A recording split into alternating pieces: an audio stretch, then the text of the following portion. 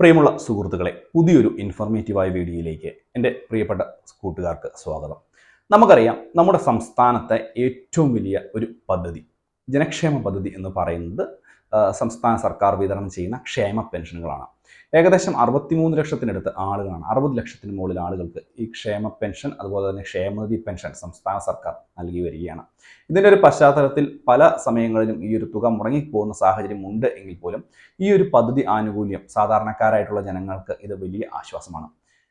വാർദ്ധക്യത്തിൽ ബുദ്ധിമുട്ടുന്ന ആളുകൾ, വിധവകളായിട്ടുള്ള ആളുകൾ, അതുപോലെ തന്നെ മറ്റ് ഭിന്നശേഷിക്കാരായിട്ടുള്ള ആളുകൾക്കെല്ലാം തന്നെ ഇതൊരു വലിയ ആശ്വാസമാണ്.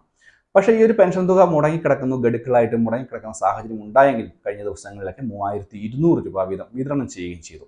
അപ്പോൾ കൂടുതലായിട്ടുള്ള നടപടികളുടെ ഭാഗമായിട്ടുള്ള ചില അറിയിപ്പുകളാണ് ഇന്നത്തെ വീഡിയോ ഉൾപ്പെടുത്തുന്നത്. വീഡിയോ പൂർണ്ണമായും കാണുക, ലൈക്ക് ചെയ്യുക, ഷെയർ ചെയ്യുക, ചാനൽ സബ്സ്ക്രൈബ് ചെയ്യുക. നമ്മുടെ ഈ ഒരു ക്ഷേമ പെൻഷൻ തുകയുടെ അടുത്ത ഗഡു വീണ്ടും ഒരു രണ്ട് മാസത്തെ 2 ഗഡുക്കളായിട്ടുള്ള തുകകളായിരിക്കും വീണ്ടും ലഭിക്കുക എന്നുള്ള സൂചനകൾ മുൻപ് തന്നെ നൽകിയിരുന്നതാണ്.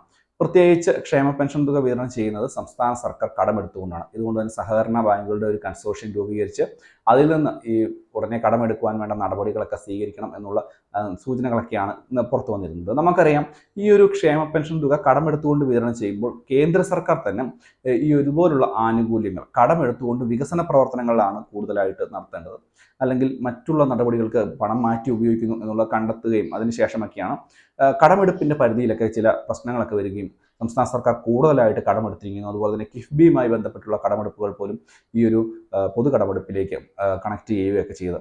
അപ്പോൾ ഇത് തന്നെയായാലും ഈ ഒരു 2 മാസത്തെ ക്ഷേമ പെൻഷൻ തുക വിതരണം ചെയ്യുവാൻ സംസ്ഥാന സർക്കാർ വീണ്ടും കടമെടുക്കുന്ന സാഹചര്യം ഉണ്ടാവും. കാരണം ഈ ഒരു പുതിയ സാമ്പത്തിക വർഷമാണ്. അപ്പോൾ സംസ്ഥാന സർക്കാരിന് വീണ്ടും വലിയ രീതിയിലുള്ള കടമെടുക്കുവാൻ സാധിക്കും. സാധാരണ രീതിയിൽ കടമെടുത്ത് വികസന പ്രവർത്തനങ്ങൾ നടത്തുന്നുണ്ടെങ്കിൽ പോലും സംസ്ഥാന സർക്കാർ ക്ഷേമ പെൻഷനും അതിൽ നിന്ന് തന്നെ വിതരണം ചെയ്യുന്നുണ്ട്. ഏകദേശം 800 രൂപയിൽ നിന്ന് 1600 രൂപയിലേക്ക് വരെ ക്ഷേമ പെൻഷൻ എത്തുകയും ചെയ്തു. പക്ഷേ കറക്റ്റായിട്ട് വിതരണം ചെയ്യുമെന്ന് പറഞ്ഞു, അത് വിതരണം ചെയ്തിട്ടുമില്ല. അതുപോലെ തന്നെ ക്ഷേമ പെൻഷൻ തുക വീണ്ടും ഉയർത്തി 2500 രൂപയിലേക്ക് എത്തിക്കുമെന്ന് പറഞ്ഞു. ഈ രണ്ടാമത് ഈ ഒരു സർക്കാർ അധികാരത്തിലെത്തിയതിനു ശേഷം 100 രൂപ പോലും ക്ഷേമ പെൻഷൻ തുകയിൽ വർധനവും വന്നിട്ടില്ല.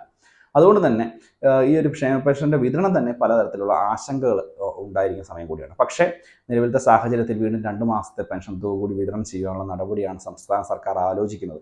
ലോക്സഭാ ഇലക്ഷന് മുമ്പാകെ ലഭിക്കുമോ എന്ന് ചോദിച്ചിരുന്നു. അതിന് ഇനി സാധ്യതയൊന്നുമില്ല, ഇന്ന് ലഭിക്കത്തൊന്നുമില്ല, അല്ലെങ്കിൽ നാളെയൊന്നും തുക ലഭിക്കില്ല. കാരണം മറ്റ് പെരുമാറ്റച്ചട്ടങ്ങളൊക്കെ ഉള്ളതുകൊണ്ട് തന്നെ സംസ്ഥാന സർക്കാരിന് പുതിയ രീതിയിലുള്ള നടപടിക്രമങ്ങളൊന്നും കൊണ്ടുവരാൻ സാധിക്കത്തില്ല എന്നുള്ളൊരു കാര്യം കൂടി മനസ്സിലാക്കുക.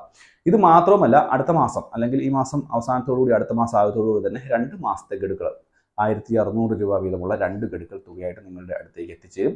അത് വലിയ മാറ്റങ്ങളൊന്നും ഉണ്ടാകാൻ സാധ്യതയില്ല. കടമെടുപ്പിൽ എന്തെങ്കിലും പ്രശ്നമുണ്ടെങ്കിൽ മാത്രമേ അത് 1 മാസത്തെ തുകയായിട്ട് ചുരുങ്ങുകയുമുള്ളൂ എന്നുള്ളൊരു കാര്യം കൂടിയൊന്ന് മനസ്സിലാക്കുക. ഇതുതന്നെയായാലും നാളെ ലോക്സഭ ഇലക്ഷനാണ്. എല്ലാവരും പോയി വോട്ട് ചെയ്യുക. നമ്മുടെ നാടിന് ഗുണമുള്ള ആളുകളെ തീർച്ചയായിട്ടും ജയിപ്പിച്ചു വിടുവാൻ പൊതുജനങ്ങൾ പ്രത്യേകം ശ്രദ്ധിക്കുക എന്നുള്ളൊരു കാര്യം കൂടി പറഞ്ഞുകൊണ്ട് ഇന്നത്തെ വീഡിയോ അവസാനിപ്പിക്കുകയാണ്. മറ്റൊരു വീഡിയോയുമായി നമുക്ക് വീണ്ടും കാണാം. അതുവരേക്കും ബൈ ഫ്രണ്ട്സ്.